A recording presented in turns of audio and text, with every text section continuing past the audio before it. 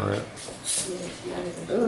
All right, this right here, this was a car that I had a long time ago, and I was just gonna give you a little bit of something on this. It clogged the exhaust. I was driving along here. That's actually a 71 model, and the one that I was driving was 72, but they look real similar.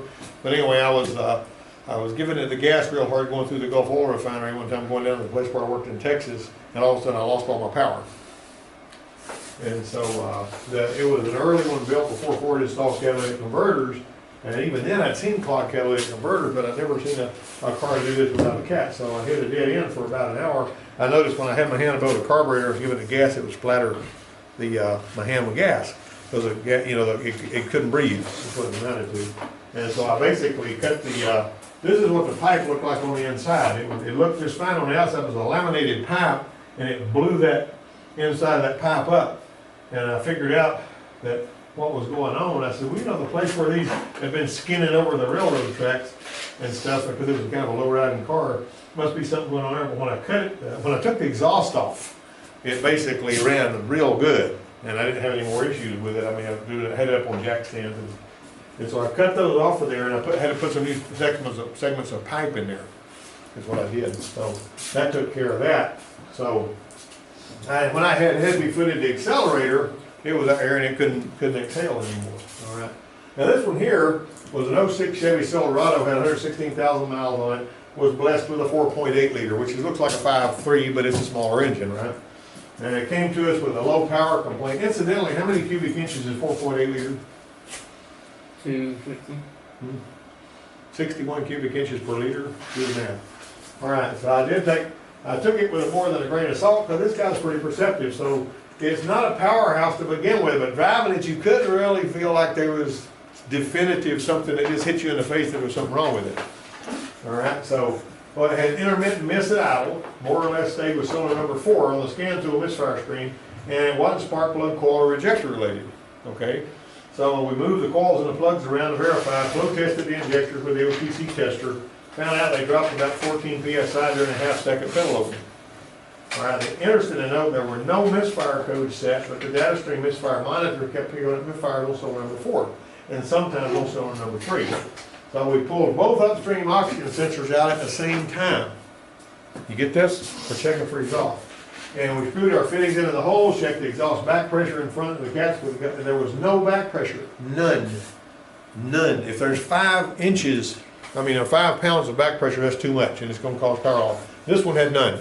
So we eliminated exhaust. We shot the pipes in front and behind each converter with a temperature gun. If it's hotter in front of the converter than it is behind it, you may have a plugged up exhaust. Yeah. Now I've seen that temperature gun thing lie, because sometimes those light off cats that are real close to the manifold will make it really hot right there coming out of there. But this one here didn't have any kind of exhaust back pressure problem. Fuel pressure while driving, even when we were accelerating, it was not feeling right accelerating, was steady at 61 psi. That's where it needed to be, right? Fuel trims were mildly out of balance, and there was about 7 degrees of knock sensor related spark retard. There's going to be a knock sensor issue because the knock picks up engine spark knock, and it's supposed to retard a little bit on certain cylinders. The mass airflow is reading as we would have expected, and the volumetric efficiency calculation didn't show anything conclusive. There are apps you can download on your phone that'll do volumetric efficiency calculations. If you got a scan tool and you enter that data, you can find out if the engine's breathing the way it's supposed to by getting on it. We did a compression test, static, running, and run and snap. Found that number 4 cylinder only had half the compression that all the other cylinders had during the snap test. We did not catch this during a regular compression test. Engine repair people, you're getting this? All right. Now, one obviously had issues with the valve train, so we were on the way to finding our smoking gun. I noticed some mild valve train activity. He said, I think I hear a little something clicking under the valve cover. All right, so we pulled out the valve cover, started the engine, let it run on 4 cylinders. Found a little bit of a click and clack on the exhaust rocker for number 4, and so we removed that rocker arm and did a lobe lift with the dial indicator. Dial indicator, set it on top of where the push rod's coming from the cam, turn it through, watch that thing sweep. You can actually look up for specs in your engine book, it'll tell you how much lobe lift it's supposed to have on each of the cylinders, on each of the valve lobes. So the exhaust lift should be 274 on this one, and we got 243. What does that mean? Low. Low is obvious, but what's wrong with it? What's causing the problem? Cams wore out. The cam is worn off on that load. Cam's worn. So that load grounded off a little bit, which is Chevrolet are notorious for that, you know. And so anyway, this engine would need a camshaft, which with the head were removed and reworked and the parts were all changed out, will cost more than a good used replacement engine. Okay, so we did this. LKQ sent us 5.3 for a really good price, plug and play on this one. The cool thing about it is a 4.8, a 5.3, and a 6-liter are just alike. They're plug and play. Same motor, you drop it in there, and it looks just alike. So we upgraded him to a 5.3. You know, why not?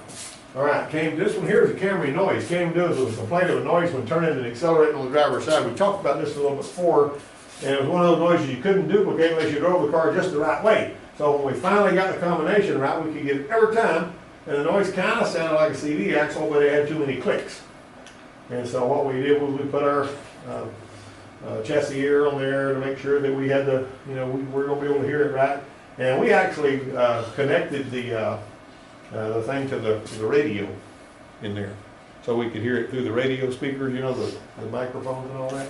And we determined it with that. So the customer's spouse took the Camry to the Toyota dealer, and they said, "Oh yeah, I need the CV axle. It'll be $800 personal labor." All right, how much does one from parts house cost you? Yeah, less than 100, about 60 bucks usually. Yeah. All right, so I got to think. I said I'm gonna get a CV axle from a parts store, pop it in there, put this thing to rest. And I clung to my conviction, the outboard CV boot wasn't busted and the car only had 92,000 on it. How could it be a CV axle? You know, the boot's usually busted and the grease is washed out and you got sand in there. It's gonna dimple those little things. Every time those balls through those dimples, will go click, click, click, click, click, when you turn them and all that. Well, the answer and the problem is outer joint with the boot roll back. Notice there's not enough grease in there. When they built it, they put enough grease in there. Never had been disassembled. Usually CV joints are awash with lots and lots of grease. And this grease right here, there wasn't enough to do the job. And we found these little dimples here. See them little dimples? Right there, that little dimple right there. Every time that ball rolled across one of them dimples, these balls would click, click, click, click, click, click, click, and there was 8 balls in this one instead of 6. And that's why they had a different thing. All right, now, first thing I was told was there was a part number and price $70. No CV axle for a 2012 Camry was available, and there might not ever be one except from the dealer.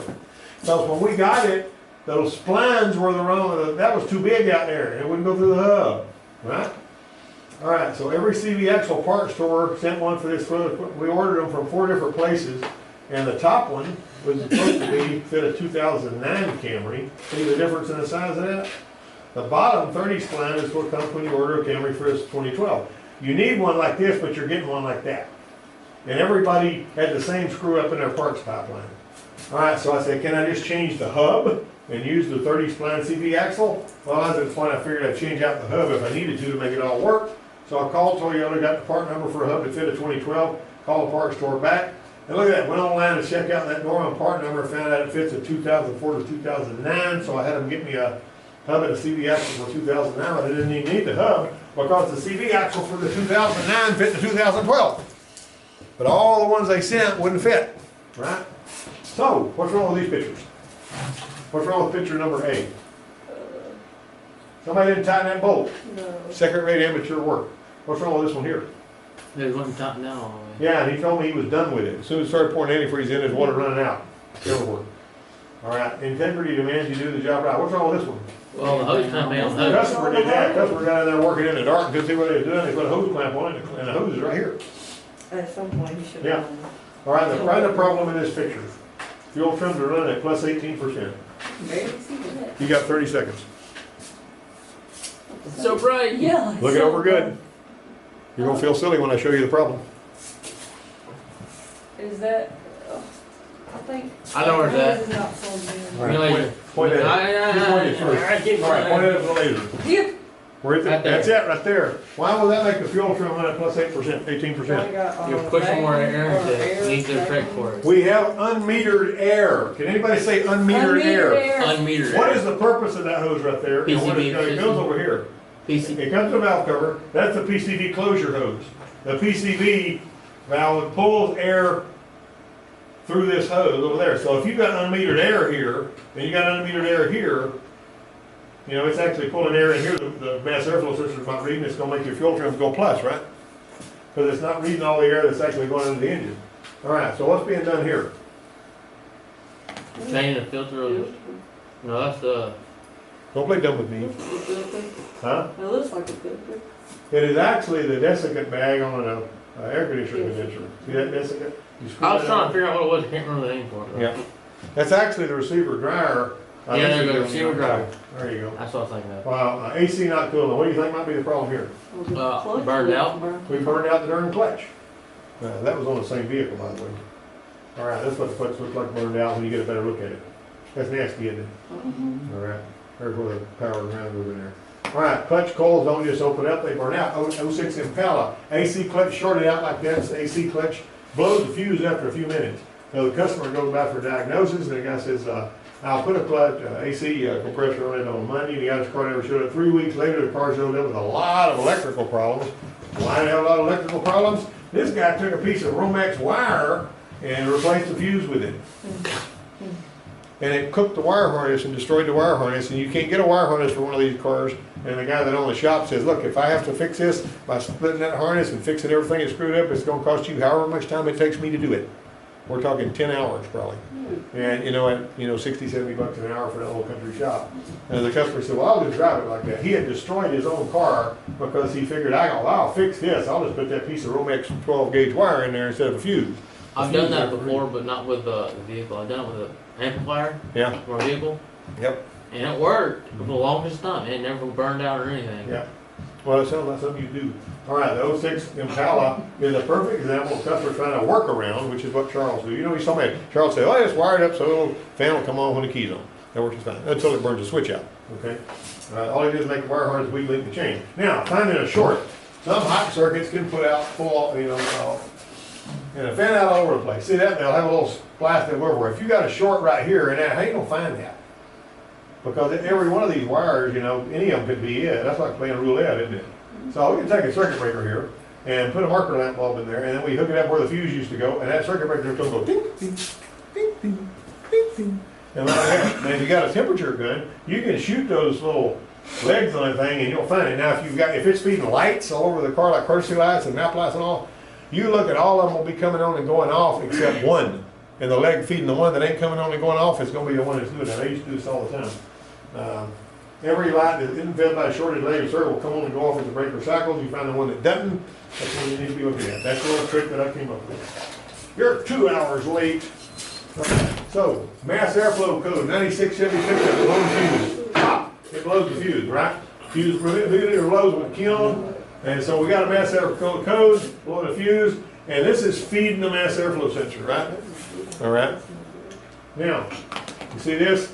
That one there, disconnecting this oxygen sensor removed the short. We used that same method with the circuit breaker and the little light bulb, put it in there, and we started following the schematic unplugging stuff. That was a fuse that was blowing, but when we unplugged that oxygen sensor, and it never gave us a code for an oxygen sensor problem on that truck.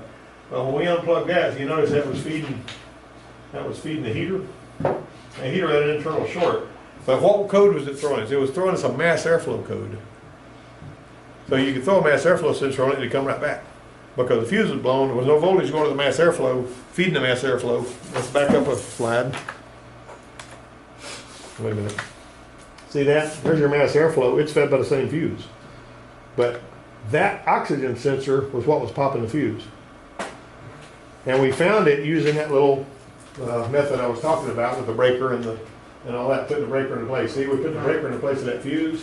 And when we put the breaker in there, it clicked off and on until we unplugged that one, then the light, stayed. The light will typically stay off when you remove the short, because the breaker will actually be, carrying the juice instead of opening it up. When the breaker opens up, the light comes on, and when the breaker closes up and there's no problem, that light won't be on. That's a bit of a mess. Okay, anybody learn anything? Yes. Was that one there pretty rich and so?